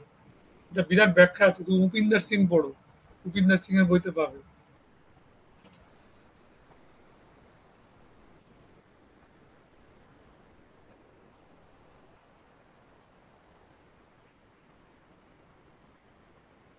মাথার পেছনে যে আঘাতের চিহ্ন পাওয়া গেছে, খুলির আঘাত, ঠিক সবই ঠিক। দেখবে ওই যে শিরিন রত্নাকর, রমিলা থাপার ওরা যেটা বলছে যে ওইখানে এক ধরনের গুন্ডা শ্রেণীর লোকেরা তোলা তুলতে আসতো, এবং যাতে ওদেরকে বাধা দিলে, বাধা দেওয়ার সময় ওরা কি করেছিল, তখন এই কাজটা করেছিল, ওরা হত্যা করেছিল। সেটাকে একসময় গৃহযুদ্ধ বলে চালানো হয়েছিল, কিন্তু এখন গৃহযুদ্ধের তত্ত্বটা কাটে না। ঠিক আছে, গুন্ডা শ্রেণীর লোকের আক্রমণে শেষ হয়েছিল ওরা।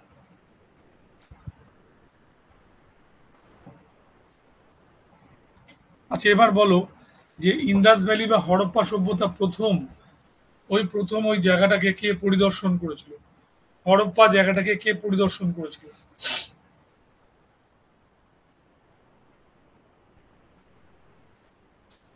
হরপ্পা জায়গাটাকে কে প্রথম পরিদর্শন করেছিল?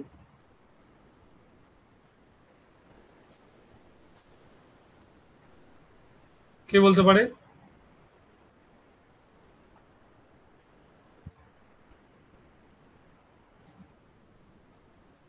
বলছি, আহ, আমার ছবিটা এখন দেখা যাচ্ছে?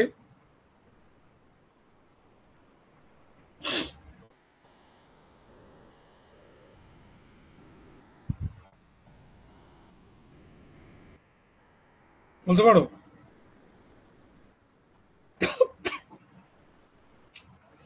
না, সে তো আবিষ্কার করে। দয়ারাম সাহানি ওটাকে খনন কার্য করে আবিষ্কার করে। এগুলো খুব বেসিক জিনিস। চার্লস ম্যাসন 1826 সালে প্রথম সিন্ধু সভ্যতার অঞ্চলটি পরিদর্শন করে। সিন্ধু সভ্যতার শিলমোহর প্রথম কে আবিষ্কার করে? সিন্ধু সভ্যতার শিলমোহর প্রথম কে আবিষ্কার করে?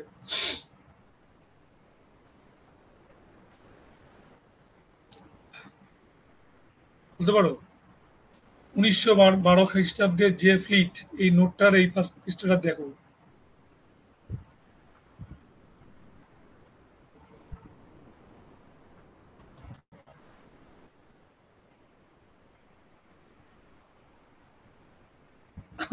খুবই ছোটর মধ্যে নোটস। তাম্রপ্রস্তর যুগের সভ্যতা, তাই তো? সিন্ধু সভ্যতা এই নামটা দিয়েছিল কিন্তু আলেকজান্ডার ক্যানিংহাম। তোমাদের যে প্রশ্নটা করেছিলাম, পুরোহিতরাই তোমার শাসন করত, এই কথাটা বলেছিল আমাদেরকে ডিডি কোশাম্বী। আর বুর্জোয়া, বাণিজ্যজীবী বুর্জোয়ারা, এটা রামশরণ শর্মা। ঠিক আছে।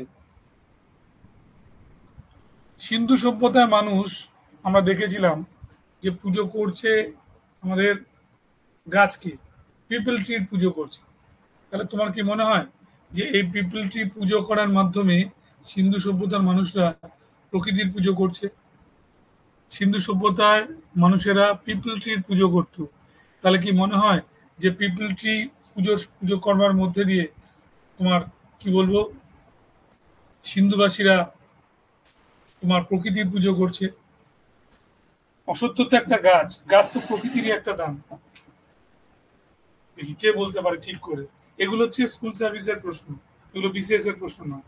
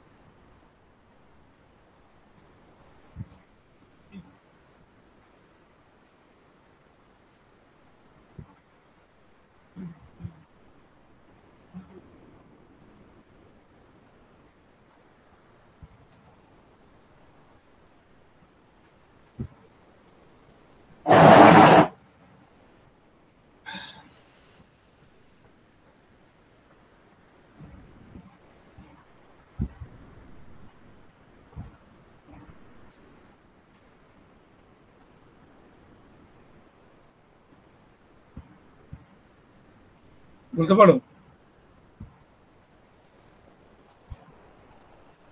এগুলো বাবু বেসিক প্রশ্ন, এগুলো তোমাদের জানতে হবে কিন্তু। ১৯১২ খ্রিস্টাব্দের যে ফ্লিট প্রথম আবিষ্কার করেন সিন্ধু সভ্যতার সিলমোহর, এটা একটা ভালো প্রশ্ন। আর যেটা আমি বললাম প্রকৃতির পুজো করতো কিনা, প্রকৃতির পুজো ওরা প্রকৃতির সেন্সটা বুঝতো না। ওরা পিপল গাছকে গাছ ফল দেয়, তাহলে মানে তা কি বলবো, মা সেন্সে ওরা অসত্য গাছের পুজো করেছে। দুটো ছবি আছে যে এক ভদ্রমহিলা শুয়ে আছে, তার পেট দিয়ে একটা গাছ বেরিয়েছে, তার মধ্যে থেকে ফল। ঠিক যেরকম ভাবে আমাদের স্ত্রী জাতির মানে কি হয়, পেট থেকে হচ্ছে সন্তান নির্গত হয়, সন্তানের জন্ম হয়। ঠিক আছে, এইটা একটা বড় ব্যাপার, মনে থাকবে।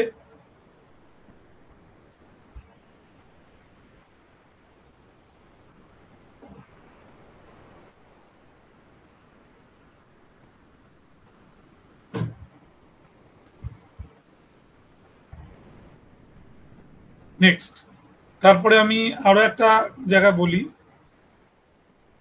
যেটা তোমাদের খুব ভালো করে মনে রাখা দরকার। সেটা হচ্ছে সিন্ধু সভ্যতার এই যে আমাদের কি বলবো ব্যবসা বাণিজ্য হতো, তাই তো? এই ব্যবসা বাণিজ্যটা কোন কোন জায়গায় হতো? খুব কমন কোশ্চেন, সহজ কোশ্চেন বললাম। সিন্ধু সভ্যতার ব্যবসা বাণিজ্য কোথায় কোথায় হতো?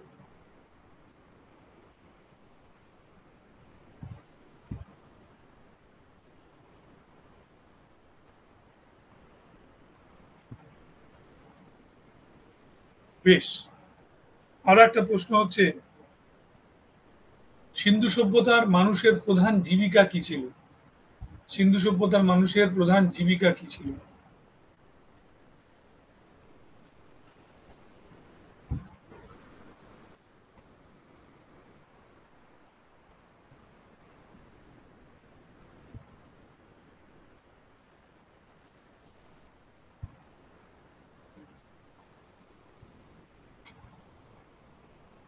মনে থাকবে?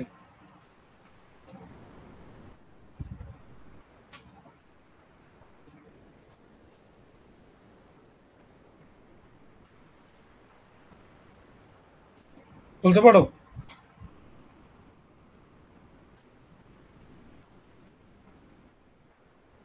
Very good, very good. Patrali খুব ভালো পড়াশোনা করেছে, ঠিক উত্তর দিয়েছে কৃষিকার্য। কখনোই ভুল করে ব্যবসা বাণিজ্যের কথা বলবে না। ঠিক আছে, কৃষিকার্য হচ্ছে ওদের প্রধান জীবিকা ছিল। আচ্ছা, এবার আমাকে একটুখানি বলো তো, যে সিন্ধু সভ্যতার সর্ববৃহৎ অঞ্চল হচ্ছে রাখিগাড়ি, দ্বিতীয় হচ্ছে তোমার কি বললাম মহেঞ্জোদড়ো, আর কোন একটা অঞ্চলের নাম বলতে পারো যেটা বৃহৎ অঞ্চল ছিল সিন্ধু সভ্যতায়? প্রথমে বললাম রাখিগাড়ি, দুইয়ে বললাম মহেঞ্জোদড়ো, তারপরে তৃতীয় বৃহৎ স্থান।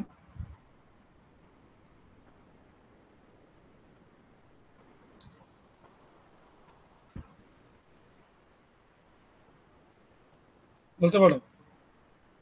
না, তৃতীয় বৃহৎ স্থান কখন হচ্ছে, লোথাল নয়। লোথাল কালীবঙ্গান কোনোটাই নয়। তৃতীয় বলবো না, পঞ্চম। ঠিক আছে, এক দুইয়ে নির্দেশ হয়েছে, তিন চার নিয়ে ওঠানামা করছে, তিন চারটা বলা যায় না। ৫ নম্বর হচ্ছে ধোলাভিরা। ধোলাভিরা হচ্ছে পঞ্চম বৃহত্তম স্থান।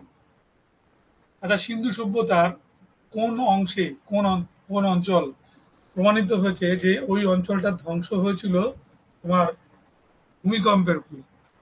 সিন্ধু সভ্যতার কোন অঞ্চল ভূমিকম্পের ফলে ধ্বংস হয়েছিল, বলো দেখি?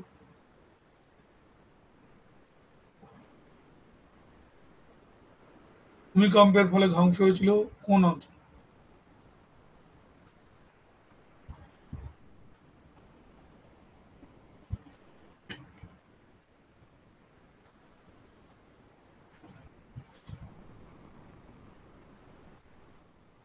বলতে পারো?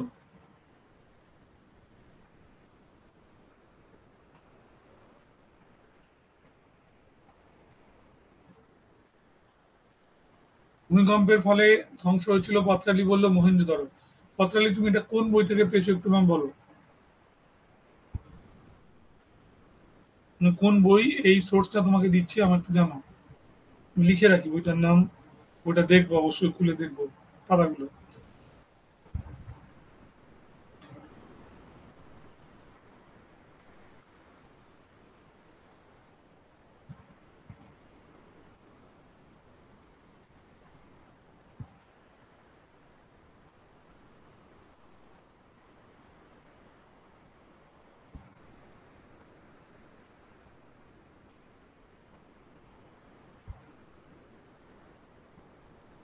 তাতেও ভুল উত্তর দিলে হরপ্পা হবে না। হরপ্পা হবে না, হরপ্পা কখনো ভূমিকম্পের ফলে ধ্বংস হয়নি। ভালো করে যে বই আছে, যা আছে, খুলে খুঁটিয়ে খুঁটিয়ে পড়ো, নোটস তো আমি দেবো। ঠিক আছে, প্রথম দিনই আমি সেভাবে কিছু শুরু করছি না, মনে থাকবে, প্রথম দিন আমি সেভাবে কিছু শুরু করছি না, জাস্ট প্রাইমারি আইডিয়াটা আমি দিলাম। সামনের দিন আমি র্যাপিড ফায়ারের মতো জাস্ট বলবো, তোমরা খালি স্ক্রিনের দিকে তাকাবে, সব পরপর পরপর পেজে থাকবে, এক্সট্রা দুই একটা জিনিস বললে খালি নোট করে নেবে। ঠিক আছে, এই জায়গাটার নাম হবে, মনে রাখবে, কালীবঙ্গান। কালীবঙ্গান ভূমিকম্পের ফলে ধ্বংস হয়েছিল। তাহলে এবার বলো, সিন্ধু সভ্যতার কোন অঞ্চল আমাদের বন্যার ফলে ধ্বংস হয়েছিল? বন্যার ফলে ধ্বংস হয়েছিল কোন অঞ্চল, বলতে পারো?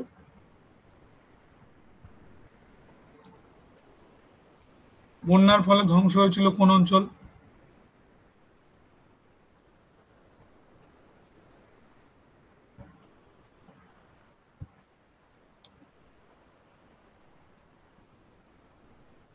বলো একবার, বন্যার ফলে ধ্বংস হয়েছিল কোন অঞ্চল? যতটা পড়ার কাছে এটাকে বড় করা হয়েছে, বলো, শুনি একবার।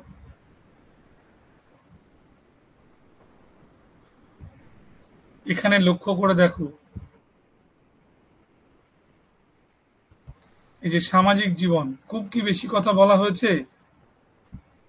অর্থনৈতিক জীবন, ধর্মীয় জীবন, রাজনৈতিক জীবন খুব সংক্ষেপের মধ্যে, কিন্তু এর মধ্যে ঠিক সেই পয়েন্টটা আছে যেটা আমাদের স্কুল সার্ভিস চায়।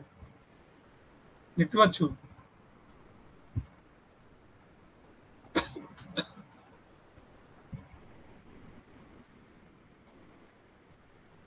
এটা হবে ভূমিকম্পের ফলে ধ্বংস কালীবঙ্গান, বন্যার ফলে ধ্বংস মহেঞ্জোদড়ো। মনে রাখবে, এটা তোমরা দেখে রাখবে। এটা আমি আরেকবার শো করছি, এটাও তোমরা ভালো করে দেখো। যেখানে আমাদের পরপর পরপর যেটাতে দেখানো হয়েছে, এখানে বাংলা লেখা আছে, একটু স্পেলিং এর অসুবিধা হবে, যে পুরো এই প্রাথমিক পর্যায় থেকে শুরু করে পরবর্তী পর্যায় দেওয়া, এই যে আর এস শর্মা, ঠিক আছে, ডিডি কোশাম্বীর, এই যে মতটা, কারা কোনটা ছিল, বড় বণিক, ছোট বণিক, ধর্মীয় জীবন, সব পরপর দেওয়া আছে। এটা একটু বোল্ড করা হয়েছে, তোমাদের লেখাটা পড়তে একটু সুবিধে হচ্ছে।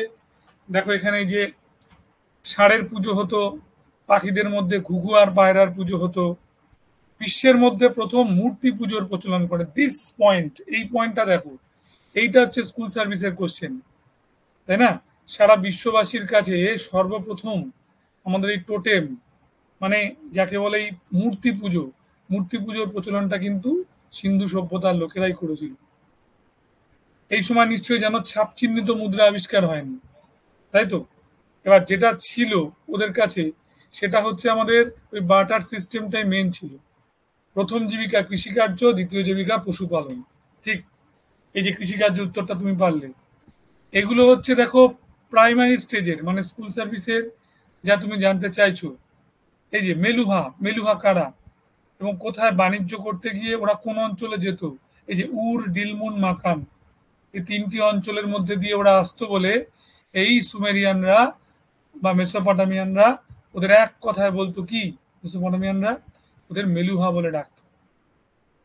ঠিক, এটা সর্বপ্রথম বলতে পারো, যেটা বিশ্বের মধ্যে ধান চাষ, ধান চাষের যে ব্যাপারটা এসেছিল, সেটা এসেছিল লোথালের মধ্যে, লোথালের সঙ্গে রংপুর, তাই তো?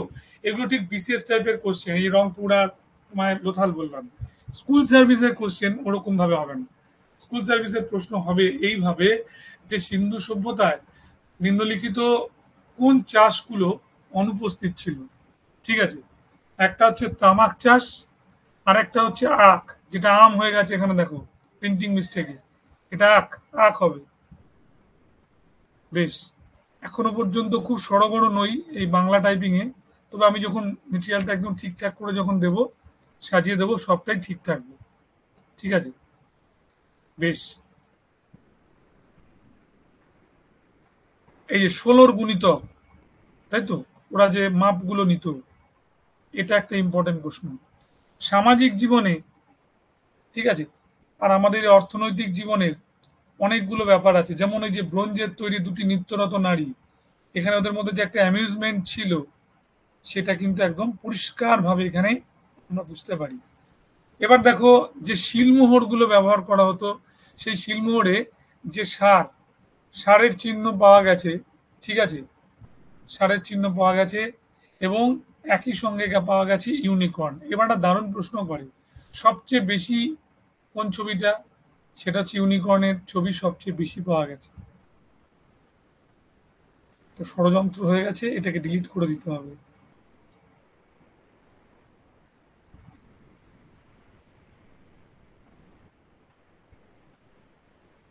না, ঠিক আছে। এবার দেখো এই ১২,৬০০,০০০ বর্গ কিলোমিটার, যেটা আমি পত্রালিকে জিজ্ঞেস করেছিলাম প্রশ্নটা, ঠিক আছে? এবার দেখো এই যে বিশেষ বিশেষ যে ব্যাপারগুলো, এই যে কোন জায়গায় অবস্থিত, বর্তমানে কোথায়? তুমি স্কুল সার্ভিসে তো তোমাকে বর্তমানে বললেই তুমি জানো পাকিস্তানে হবে। এবার পাকিস্তানের কোথায়? সেটা হচ্ছে শাহিওয়াল জেলা। এটাকে এক্সট্রা করে লিখে রাখতে পারো। এটা পাকিস্তানের বর্তমানে শাহিওয়াল জেলায় অবস্থিত। ঠিক, ঠিক আছে? যেমন আমি একটা ইয়ের প্রশ্ন দেখছিলাম, নেট সেটের যে প্রশ্নগুলো যেগুলো স্কুল সার্ভিসে ব্যবহার করে, তাতে বলছে যে আমাদের ঠিক প্রসাধনের অর্থে নয়, প্রসাধনের অর্থে নয়, প্রসাধন ছাড়া ভিন্ন অর্থে আমাদের ভ্যানিটি ব্যাগ ইউজ করা হয়েছিল কোথায়? এটা হচ্ছে হরপ্পায়, তাই তো? এবার সেটা কি? সেটা অ্যাকচুয়ালি যাকে বলে যে চিমটে বা সোমকে ব্যবহার করা, ট্যাটু করার জন্য এক ধরনের নিডলের মতো, পিয়ারসা মানে ভেদক, পিয়ারসার মানে ভেদকের ব্যবহার, এগুলো কিন্তু এখানে পাওয়া গেছিল। দেখো যেহেতু এটা স্কুল সার্ভিস, তার জন্য আমি এখানে কিন্তু এই কথাটা মুখে বলে দিচ্ছি, যে পয়েন্টটা, এই ভেদক টেদকের কথাটা, যেটা আমাদের ডাব্লিউবিসিএস এর ক্ষেত্রে কিন্তু জাস্ট ভ্যানিটি ব্যাগ পাওয়া গেছে বলে ছেড়ে দিলে হয়। এবার এর ভেতরে ডিটেলটা তোমাকে আমি এখানে বলছি। স্কুল সার্ভিস পরীক্ষা অনেকটা দিন পরে হচ্ছে, তুমি জেনে রেখে দিও বাবু। ওদের কোশ্চেনের মধ্যে 50টা কোশ্চেন তুমি পেরে যাবে। পরীক্ষা আসল হচ্ছে 10টা কোশ্চেন, শেষ 10টা কোশ্চেন তোমাকে কাঙ্ক্ষিত লক্ষ্যে পৌঁছে দেওয়ার জন্যই তোমাকে পড়াশোনা করতে হবে। ঠিক। এবং ওদের বলে দেখবে 2016-র যে কোশ্চেনটা আছে, যদি অ্যানালিসিস করো তোমরা, এদের মধ্যে কোনটি অনুপস্থিত ছিল, এদের মধ্যে কোনটি ছিল না, কোশ্চেনে ভরিয়ে দিয়েছে। পাশের এই কোশ্চেন পুরো ভরে গেছে। আমি পুরো 11টা কোশ্চেন দেখলাম ওখানে, 11খানা কোশ্চেন আছে, যে কোশ্চেনে বলছে এর মধ্যে কোনটি ছিল না বা কোনটি অনুপস্থিত ছিল, তাই তো? যেমন আমরা একটা গোলমাল করি যে নটরাজ শিবের মূর্তি বলে যেটাকে কল্পনা করি, সেটা কিন্তু একটা পাথরের তৈরি ছিল, তাই তো? যেটাকে আমরা নিত্যরত শিব বলে ফেলি, একটা পুরুষের মূর্তি। পুরুষ মানে হরপ্পা, এটা মনে রাখবে কি করে? হর শব্দের অর্থ হচ্ছে শিব। তাহলে হর, শিব, সে কোথায় যাবে? সে যাবে হরপ্পায়। এবার মহেঞ্জোদড়ো, তাই তো? যাকে বলে মৃতের স্তূপ, এটা আমরা জানি, যেটা হচ্ছে আমাদের সিন্ধু ভাষার অর্থ। এখানকার লোকেদের মধ্যে অ্যামিউজমেন্ট বেশি ছিল না। অ্যামিউজমেন্টের মধ্যে সবসময় মনে রাখবে ড্যান্স একটা বড় জায়গা নেয়, তাই তো? এবং এই ড্যান্স কারা করছে? দুটো পুতুলের মতো নারী মূর্তি। বেশ। তাহলে মহেঞ্জোদারোতে আমোদ প্রমোদ বেশি। আমোদ প্রমোদ হলে কি হবে? নৃত্যরত নারী মূর্তি থাকবে, এবং সেই নৃত্যরত নারী মূর্তি থাকবে কেবলই মাত্র মহেঞ্জোদারোতে। তোমাকে এই পরিকল্পনা, এই যে মানে ব্যাপারটা, এটা মাথার মধ্যে ঢুকিয়ে নিতে হবে। এটা কখনো তুমি ভুললে চলবে না। ঠিক আছে? দেখো যে সিন্ধি ভাষায় মহেন্দ্রর অর্থ হচ্ছে মৃতের স্তূপ, যেটা আমি লিখে দিয়েছি। আবার লোথালটা, লোথাল পাওয়া গেছে কোথায়? গুজরাটে। তাই গুজরাটি শব্দ, তোমার গুজরাটি ভাষায় লোথাল শব্দের অর্থ কি? আমার মাউন্ট অফ ডেথ। বুঝতে পারছো? আমি আবার একটু এখান থেকে আরেকটা জায়গায় নেমে যাই। তোমাকে বলেছিলাম যে হাতির পায়ের ছাপ, মনে রাখবে চান হুদরো। চান হুদরোতে হাতির পায়ের ছাপ। কি করে মনে রাখবো স্যার? মনে রাখবে এখানেই পাওয়া গেছিল একটি বেড়ালকে তাড়া করছে একজন ধাবমান কুকুর, তাই তো? ইংরেজিতে বললে যেটা দাঁড়ায় আমাদের ডগ চেসিং ক্যাট, তাই তো? এই ডগ চেসিং ক্যাট আমি যেটা বললাম সেটা যদি পাওয়া যায় একটা ইটের, মানে ইটটা নরম ইটের উপরে ওই বিড়াল আর কি বলবো কুকুরের পায়ের ছাপটা শুকিয়ে যাওয়ার পরে ইনট্যাক্ট ছাপটা রয়ে গেছে, ঠিক সেরকম ভাবেই ওদের ওখানে কিছু র মেটেরিয়ালস যে রাখা ছিল সেটা নরম নরম ছিল, যেমন স্টিটেটাইট নরম পাথর, তার উপর দিয়ে হাতি পাড়িয়ে পাড়িয়ে চলে গেছে। তাহলে হাতির পায়ের ছাপ কোথায় পাওয়া গেল? পাওয়া গেল হচ্ছে আমাদের চানুদারোতে। তাহলে কুকুরের পায়ের ছাপ কোথায় হবে? চানুদারো। বিড়ালের পায়ের ছাপ চানুদারো। হাতির পায়ের ছাপ চানুদারো। পায়ের ছাপ মানেই চলে যাব আমরা কোথায়? এই চানুদারোতে। ঠিক মনে থাকবে। এবার যদি বলে যে কোন অঞ্চলে কোনো সিটাডেল বা নগর দুর্গ নেই, সেটা তো মানে বিপদে পড়ে গেলাম। এরকম তো মনে পড়ছে না। দেখবে যেখানে পাহারা নেই, ঠিক আছে, যেখানে দুর্গের মতো কোনো পাহারা নেই, সেখানে এই প্রাণীগুলোর প্রচুর পরিমাণে কি হয় দৌরাত্ম্য থাকে, তাই না? হঠাৎ করে হাতি ঢুকে পড়ছে, সেভাবে পাহারা নেই। তাহলে যেখানে নগর দুর্গ থাকবে না সেখানেই এই প্রাণীগুলোর পায়ের ছাপ পাওয়া যাবে। এটা দিয়ে তুমি মনে রাখবে। মুখস্থ করলে কলকাতা কর্পোরেশনের যে হাইড্রেনটা আছে ওখানে টাইটানিক স্টাইলে দুটো হাত ছড়িয়ে শুয়ে পড়তে হবে। মুখস্থ খুব ক্ষণিকের একটা ফল, খুব মানে দীর্ঘায়িত ফল নয়। তুমি যত দেখবে যে যারা জ্ঞানী লোক, যারা খুব উঁচু স্তরে গেছে, খুব বড় জায়গায় গেছে শিক্ষার ক্ষেত্রে, সে মুখস্থ করেই না, একদমই না। তার ডেটার কিছু যদি মনে রাখতেই হয় সে কাগজ পেন, ঠিক আছে, খাতাপত্র নিয়ে যায় দরকার হলে, মুখস্থ করে না। মুখস্থ জিনিসটাই তো ঘৃণ্য, তাই না? আমি মনে রাখছি আর মুখস্থ করা এক নয়। মনে রাখা মানে হৃদয়ের সঙ্গে জড়িয়ে যাওয়া, স্মৃতি, সত্তা, ভবিষ্যতের সঙ্গে জড়িয়ে যাওয়া। এখানে সেটা কোথায়, তাই না? মনে থাকবে? যাই হোক, এবার যদি বলা হয় শল্য চিকিৎসার সরঞ্জাম, আমি অসুস্থ হয়ে পড়েছি, আমার কি হবে? দেখা যাচ্ছে আমার একটা গলব্লাডারে গলব্লাডারে টিউমার হয়েছে, সেই টিউমারটা বাদ দিতে হবে। মাথার উপর একটা টিউমার হয়েছে, সেটা বাদ দিতে হবে। তুমি ভাবতে পারো যে মাথার খুলি সেটাকে ছিদ্র করে সেখান থেকে ওই ধরনের টিউমার জাতীয় জিনিসগুলোকে সরিয়ে দিচ্ছে, মানে রিমুভ করা আর কি, তাই তো? মানে অ্যাম্পুট করে দেওয়া, তাই তো? তাহলে এই যে জিনিসটা যেটাকে আমরা বলছি সত্যিকারের শল্য চিকিৎসা, সেটা হয়েছিল কোথায়? দুটো জায়গায়, লোথাল আর কালীবঙ্গা। মনে থাকবে? আমি প্রথম দিনই বড্ড বেশি লোড তোমাদের উপর চাপিয়ে দিচ্ছি, এই তোমরা এই ভয়টা পেও না, ঠিক আছে? আমি আরেকবার সিলেবাসটাকে দেখাই, তাহলে ভালো করে বুঝতে পারবে।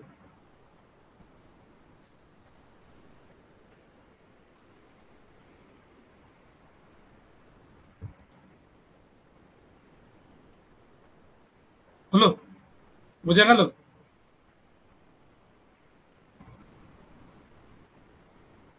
বেশ, পত্রালি আমি ছাড়ছি। ভালো করে ক্লাস করো, সবাইকে আমি বলছি। আমরা খুবই আশাহত, মাত্র দুজন লোক, ঠিক আছে, কিন্তু আমাদের এদের নিয়েই ভালো করে ক্লাস করতে হবে। আর তোমরা পড়বে। তোমরা আমার পড়া বুঝতে পেরেছো সৈকত, পত্রালি, দুজনকেই জিজ্ঞেস করছি?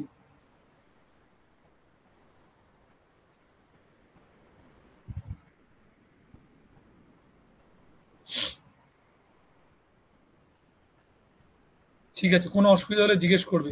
কোনো ডিমোরালাইজড হওয়ার কিছু নেই। তোমরা পড়াশোনা করছো এটুকু বুঝতে পারছি, অনেকগুলো ভালো প্রশ্ন তোমরা পেরেছো।